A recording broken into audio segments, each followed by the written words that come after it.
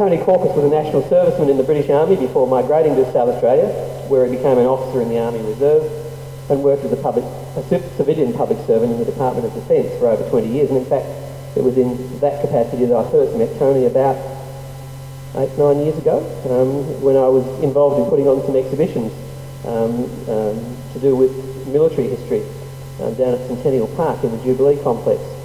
And I well remember first meeting Tony and being taken over to the store shed, and the shed door was open and there was a vast array of fascinating military history that he was responsible for looking after. He was also responsible for looking after the Kedden Barracks Museum. In retirement, he's gone on with his real interest in history. He has an Honours Bachelor of Arts and a Master of Arts in Applied Historical Studies from the University of Adelaide, and he's currently doing a postgraduate course researching the subject of his lecture tonight. And I've been very pleased to be able to work with Tony on his research over the last few months. I've been really impressed with the breadth of his research and the amount of information he's turning up. And also it's been an interesting reminder of just how much history of South Australia there is still to be written, how much material still really hasn't been touched. And he's here tonight to talk to us about the South Australian Police Force. Would you please make welcome Tony Kaukas.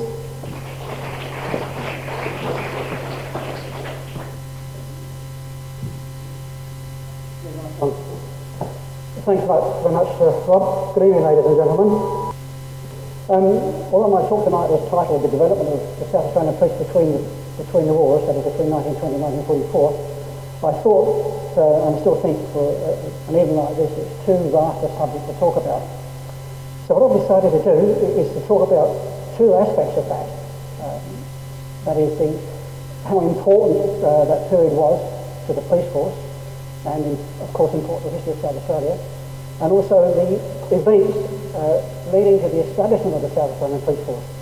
And I don't mean the actions that took place in South Australia after 1838, I mean the events that happened before 1838. And in particular, I'll be talking about later on about three people who were concerned in that. George Gawler, who was the second governor of the state, Charles Rowan, who was the first police commissioner of the Metropolitan Police, and a British Army general called Lieutenant General Sir John Moore, who influenced these two people back in 1803. I picked this topic on the South Australian Police because I think they're important in police history for two reasons. They're the third police force of their type in the world. The first one was the Dublin Police in 1786. The second one was the London Metropolitan Police, and our police force was the third one. But more importantly, it was the first of the Australian national police forces, if I can use the word national. By that I mean they're the first of the statewide police forces. Somebody told me not so long ago that the Sydney Police was the first police in Australia. That may have been true to an extent, but they were a town police. They just policed the town. The South Australian Police was founded in 1838, policed the whole state. I find the interwar years important for several reasons. Not only was it a watershed in the history of the police in South Australia, and not only was this period, 25 years, the reign of Raymond Leane, who was the longest service police commissioner in the state. His appointment, incidentally, I think marked the start of professionalism in the police force. But the period was also one of depression, social, economic and political unrest, with plenty of strikes, unemployment and destitution, and a consequent rise in petty crime and public disorder.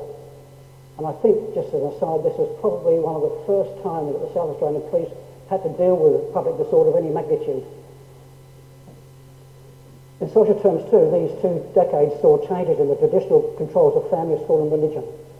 I haven't gone into this too much at the moment because it's, at this stage, it's not irrelevant to what I'm talking about. But on top of that, there were also problems of the community returning to normal life after the devastating losses and traumas of the 1914-18 war.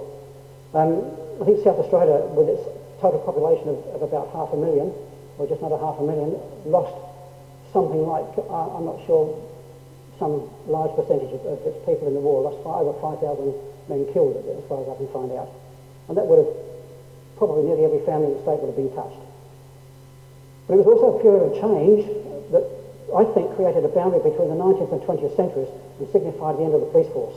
The end of the Victorian era. I'm reading along too fast. The Great Depression is an event that overshadowed these 2 decades, but in South Australia, the Depression started in 1919 with a strike by seamen and the consequent unemployment that followed from that. Added to that were the cycles of seasonal work and the closure of the Moonta mines and strikes at Whyalla in 1921, which meant the whole community suffered. Also, these 2 decades saw the rise of extremism. The Communist Party was formed in Australia in 1920 and in South Australia in 1920. And early attempts to form a militant socialist organisation called the One Big Union. This was a funny organisation. It was a strongly socialist organisation, but what I read about it, I think its modern counterpart is in the Australian Council of Trade Unions to a degree.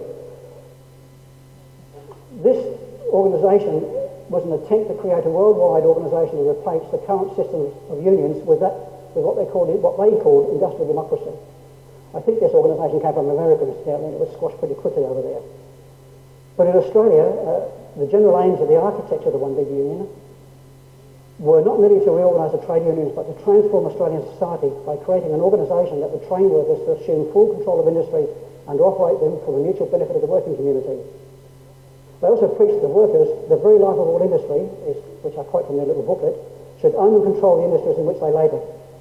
They didn't preach revolution, but they were militant enough for the police to keep an eye on them and report regularly to the Commission on their meetings. And some of the reports I read of the meetings the police attended were quite interesting, quite illuminating. But they weren't breaking the law, these people. They were allowed to speak in public in Botanic Park Speakers' Corners. I think most of us would probably remember about those, and some of us may even know them. So they weren't breaking the law. But as was the want in those days, the police had to keep an eye on them just because they weren't breaking the law. I know that sounds funny, but they did have, some of the reports I've read, they did have scuffles with some of the communist agitators were trying to break up the One Big Union meeting, so there were scuffles and the police had to be called in.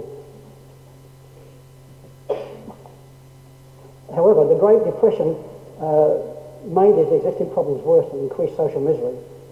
It was also a time of social and political change in South Australia, and also, as I said before, a change of policing in the state. What made matters worse from a police viewpoint was at the beginning of the 1920s saw the police force under strength. The only way I can describe this was that in 1920 the ratio of police to population was 1 to 1,056, and that's generally over the state. In 1921 it had dropped to 1 to 886, and I think that the Metropolitan Police put the standard of 1 policeman to 875 members of the population. So Raymond Leane brought it down pretty quick. But it was also when the police force was suffering from bad management, poor leadership and low morale. This is not anywhere explicitly stated, but it is evident in the writings and the way when Raymond Leane took over, the way he was approached and fronted by the newspaper. There he is, as a young man of 36. I'll talk about his military service in a minute, but just a little bit as it's not really relevant. In Raymond Leane, the police force now had a commissioner with a strong personality, a dynamic style of leadership, and he didn't suffer fools gladly. And it was a time when they needed a strong leader, and one like Leane who wasn't afraid to make changes and wasn't afraid to listen to and act on the advice of his senior officers, which is quite unusual in senior army officers at the time. But as commissioner, he used his ability and experience to motivate the police force to becoming more proficient and more efficient. He was a much respected. It's just an idea of how he changed over the years. They called him Bull Leane, not because he was a bully, but because he had that bulldog look about him, and he was quite firm and solid in his ideas. He took no nonsense from anybody. Here's a little bit odd. It's just after he got his just after he got his knighthood in the police force, and in fact he was the only police commissioner that was knighted in the police force up at that time, as an instance of his ability and personality and forcefulness, in the November after he took over, he heard a report about a policeman who had in the previous reign lost a prisoner. We've seen flashes of that recently. At the time, this police officer was summarily punished by being reduced 10 places. In other words, he lost 10 places in seniority. When Leane heard about this, he spoke to his, I think, superintendent priest, who then had the officer paraded to Raymond Leane. Raymond Leane heard the police officer's side of the story and reinstated him. So he's got his troops on side. As I said, he was a much respected and decorated citizen soldier. He commanded all units up to brigade battalion level, at times while he was in pain. Amongst his decorations, he was mentioned in dispatches 6 times, and you don't have to be a coward to do that, to have that happen. He was also awarded the French Croix de Guerre and a second DSO. And I thought it might be of interest to read out the citation for his second DSO. It says, for conspicuous gallantry and devotion to duty in commanding his battalion in an attack when he was suffering severely from neuritis. After his battalion had been forced to retire owing to a counter-attack on the flank, he collected stragglers and parties of men who were retiring past their original line and sent them forward again. Though badly wounded, he remained at his post till the enemy were checked and the defence was assured. So he was not a slouch. And suffering from neuritis. Apparently neuritis is a very painful inflammation of the nerves somewhere along the line. And he should have, by all accounts, reading the medical reports, he should have been in bed being nursed. Anyway, he left the army in October 1919 as a brigadier general, and in July 1920 he was appointed by the government as Commissioner of Police. On July the 1st, when his appointment took effect, the advertiser announced his appointment, and they had to say this about him. I'm just saying these things so people get an idea of what he was like, even as a military leader. As he had proved himself to be a leader of men in the more serious business of war, so he should be fitted to grasp the problems which will confront him in the administration of such an important public utility of men who are always at war under standards of peace and honour. To him the men look with hope. With an unbiased mind, Brigadier General Leane is expected to put new life and vigour into the department. To an officer of his ability, it should not prove a difficult task to find the flaws and provide the remedies. The article incidentally went on to say that went on to lead some of the complaints that the police officers in the department had, which took Leane by surprise, but he answered it quite readily by saying he'll look into this as soon as he walks into his office. And he did. Although he was an experienced and battle-tested commander, he had no experience of civilian policing. However, he brought to the position of commissioner a wealth of experience in organisation, training, managing senior staff and large bodies of men in stressful situations. In one of the first meetings, he called with officers and NCOs of the police service, and he made it quite clear. He didn't call it the force, he would call it the service. It's quite he intended to make it quite clear that although he was a senior military officer, he wasn't going to impress military ideas on the police force. He made quite clear his ideas on discipline and how police officials should behave. He stressed that it was in the best interest of the service that he and they should thoroughly understand each other. He believed that the NCOs were the backbone of any service, notwithstanding how efficient any officer might be, and that he must, to a large extent, fail, that the officers must fail unless the officers receive the loyal support of those who work under them. His philosophy for the police started at the recruit stage. He said it was essential that great care is taken in selecting recruits for police service.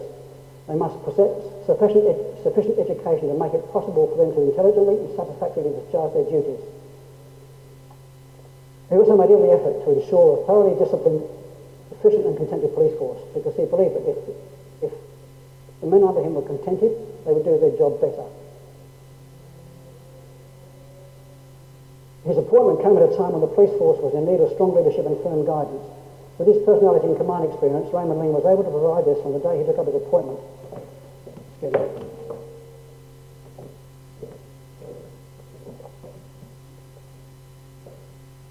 To function effectively in a democratic society, the police service has to have good discipline and honest leadership. Without it, the purpose of policing becomes useless and can be dangerous. I had a second thought about that word useless, but it certainly can become dangerous. We've seen this even in recent years with police forces in other countries where they almost make the law themselves. In the case of South Australia Police, Raymond Leane was responsible for changing the police force from an organisation with a colonial structure, still living in the 19th century, to a modern professional service. He provides a study of how the character and personality of an individual can mould the character of a large organisation. Any discussion, therefore, of the South Australian Police cannot avoid discussing, including the personality of the police commissioner of the time, regardless of what time it is.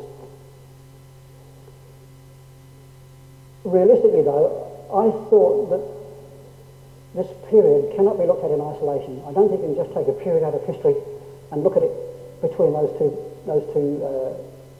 dates as parameters. You've got to look at the events, even if they happened 100 odd years beforehand, that would have an effect on the way, for example, our police force works even today. So that's what I've done. So I think it's appropriate now to sketch the historical background to the beginning, and I've called it in this instance the new police in South Australia because they were. And I've taken a liberty of paraphrasing F.W. Maitland, who was a late Victorian historian who spoke about the British police forces. And I'm paraphrasing him and saying a full history of the new police in South Australia would probably have its roots in Ireland in the late 18th century with the Dublin police, and its philosophical background was Sir John Moore at the beginning of the 19th century and Charles Ryan and George Gawler over a quarter of a century later. All through our early police history, this theme of it's not really militarism, but the theme of military style is woven through it, and the same with the Irishness. Charles Ryan and Richard Mayne, the London Police Commissioners, were Irish. George Gawler spent some of his 2 years of service in Ireland, and our first police commissioner, Thomas Shorter Mulholland, was an Irishman. And somebody told me the other day the Irish have got no history and they're dirty peasants. Yeah.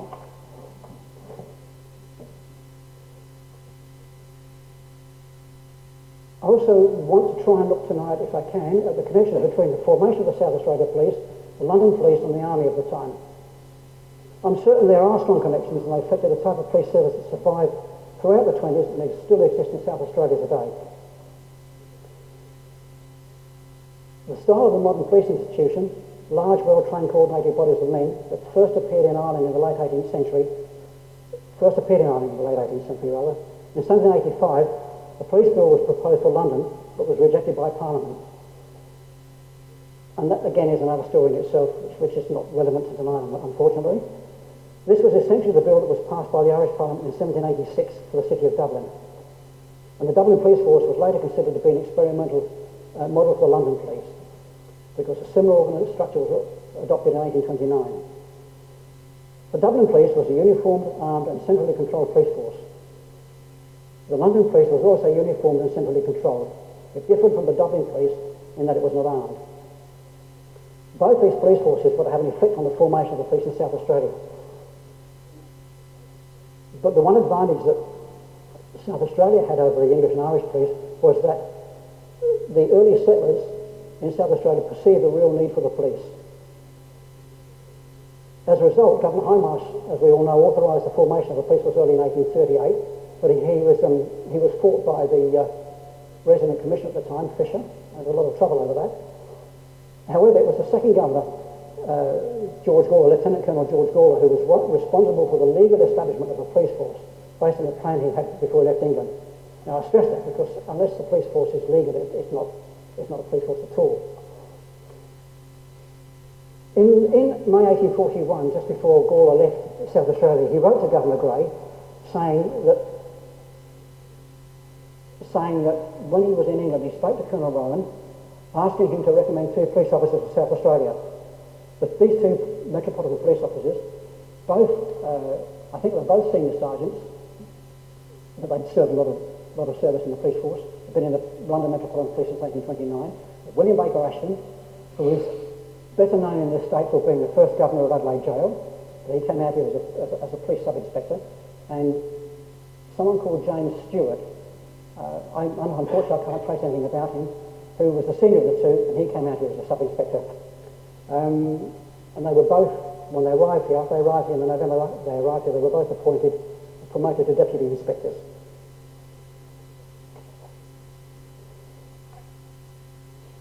And I suspect that George Gawler also discussed his plan for the police with Charles Rowan at the same time.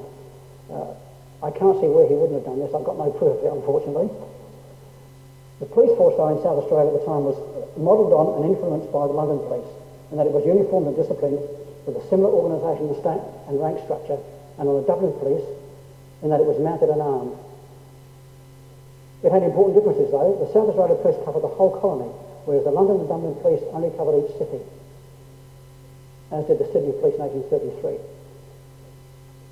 The London Metropolitan Police, as we all know, still only covers London. England has regional police forces.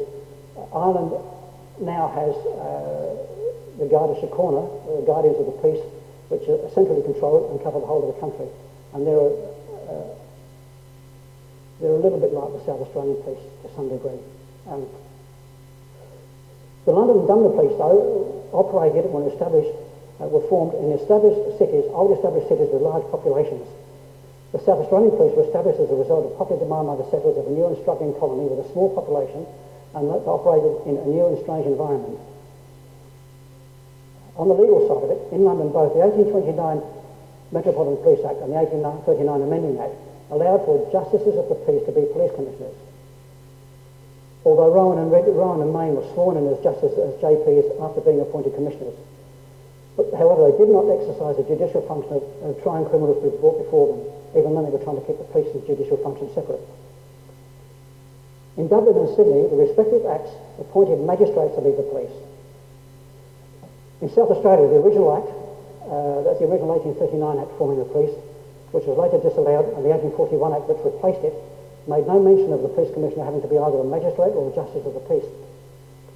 An amending act was passed, however, in 1844, which gave the governor authority to appoint justices of the peace to be a commissioner of the police and a police magistrate, two separate bodies. However, in 1852, another amending act was passed, divesting the commissioner of police of magisterial powers and appointing a separate police magistrate. This was due to the efforts of Commissioner George Dashwood, who complained that as a magistrate he was spending too much time on judicial duties and not enough time on police duties. So in South Australia there was a conscious effort being made to keep the judicial function and the police function separate. I'm going to talk about George Gawler and Charles Rowan. Both George Gawler and Charles Rowan were officers in the 52nd Regiment, the Oxfordshire Light Infantry, of which Sir John Moore, already mentioned, was the colonel. Rowan and Gawler served together in the Peninsula War in Portugal, Spain, Waterloo, and with the Army of Occupation in France. They would have known each other well, as they were both in the 1st Battalion of the 52nd Regiment. They would have undergone the same or similar regimental training and been subject to the same influences. Gawler was considered to be an up-and-coming young officer and was considered to be what was called in the early days one of the John Moore's young officers, even though he joined the 52nd Regiment after Moore was killed at Corunna. George Gawler came from a military family. His father was killed in action at Mysore, was a captain in the 73rd Regiment, which later became part of the Black Watch. His grandfather was with Wolfe at the storming of Quebec in 1759. Because of their service, Gawler was granted a commission as ensign without purchase. One of the avenues of entry into the army in those days was somebody with enough money could purchase a commission, regardless of the rank. It was supposedly a good idea, but it was quite a fiasco at times, because sometimes families purchased commissions for their 6 or 7-year-old sons, which was absolutely ridiculous. The other way of getting a commission in the army in those days was if your family had previous members in the army who'd either been killed in action or performed meritorious deeds, you were granted a commission without purchase. In Gawler's case, as I said, he was granted a commission without purchase, and this enabled him at the age of 13 to enter the junior department of the Royal Military College at Marlow. This later became the Royal Military Academy, Sandhurst, as in those days a gentleman can get without having to pay any fees. I haven't mentioned anything about Gawler's school days. There's not much written about him, but what I read about him, he was quite a bright lad at school. He was topping all the examinations and coming first in everything, and was thought well of, and it was thought he was cut out for a military career. At 15, he was commissioned in the 52nd Regiment. At 16, he joined the battalion in Portugal, and Early the next year, later led a storming party during the assault on Badajoz, which is a town in Spain just over the border from Portugal. And that was the action in which Governor Gray's father was killed. There's another link there again. Gawler was wounded in this action and spent all night in a ditch below the parapet in front of Badajoz before being rescued. And apparently the soldier that rescued him pulled him up out of the ditch by his arms, got him on the ground, got him on the flat ground, and before he could let go of Gawler's hand, a sniper's bullet took the soldier's head off. So Gawler never knew who rescued him. So I know it's distasteful to some people. This is sort of how fate intervenes. For his part in this action, Gawler was mentioned in dispatches by Wellington and was promoted lieutenant in May 1812. So he was 16 at the time. We wouldn't even let our children, our sons join the army cadets at that age some years ago. Nothing's changed. During the Battle of Waterloo, Gawler led the right company of the 52nd Regiment in the attack on the French Imperial Guards. And they were the pick of Napoleon's forces, and Gawler's company routed them. And Gawler described this action in some detail in a book called The History of the 52nd Regiment by W.C. Mawson, which was published in 1860. And just as an aside to that, there's a copy of the History of the 52nd Regiment by this fellow Mawson in the Melbourne Library. I think it's in the Melbourne University Library. It's the only copy in Australia, but it only goes up to 1816. The copy that I was able to get some information from is held in the Trinity College Library, Dublin, and that goes up to 1860. So now we've been misinformed being out here in a lot of historical aspects. Gawler subsequently spent 3 years with the Army of Occupation in France and then returned to England on sick leave. While he was on sick leave, something happened to him. When he returned to duty, his fellow officers found he had changed, and he became noted for his works of active evangelism both inside and outside the regiment. Although I doubt whether his fellow officers would have taken too kindly to him pushing evangelism in the mess. It's as most of us know, it's not the done thing.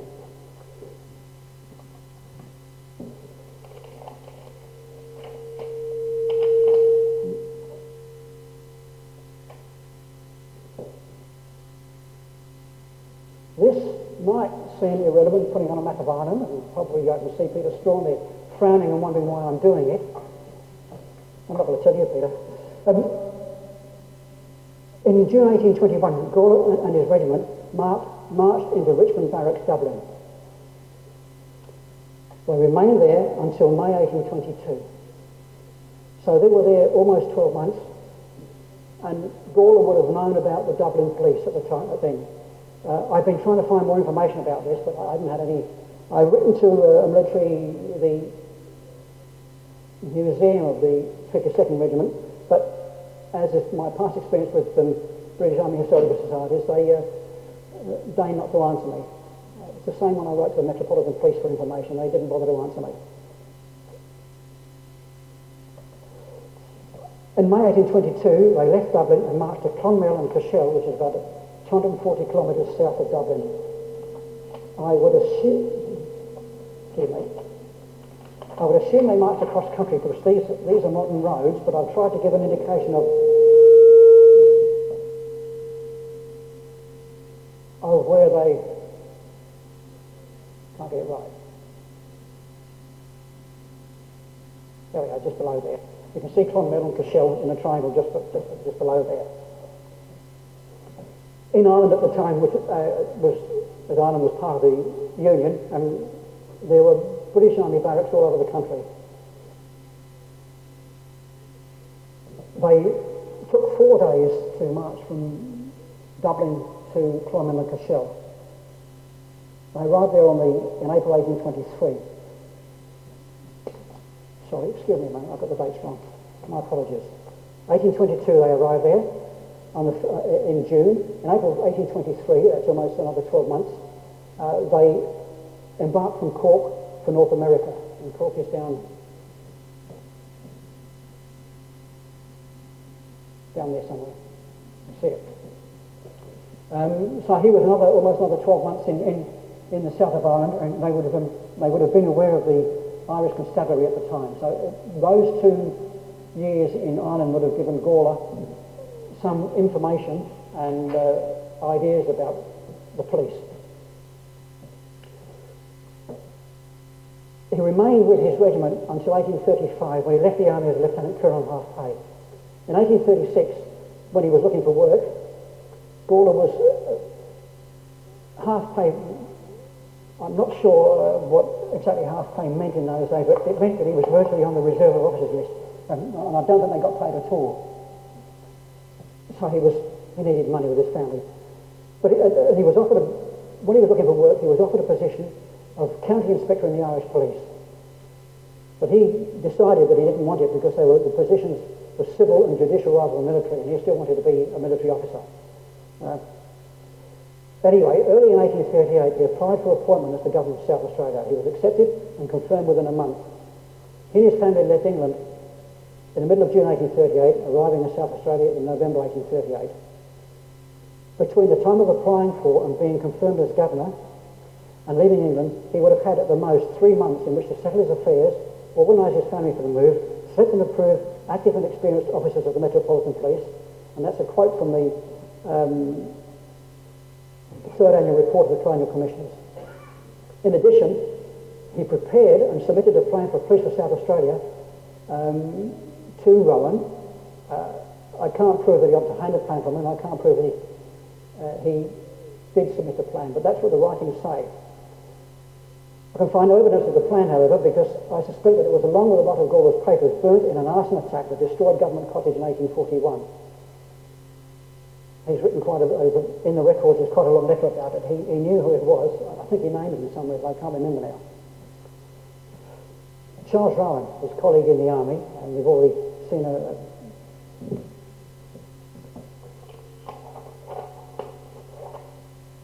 I knew I'd get these out of order. We've seen Charles Rowan.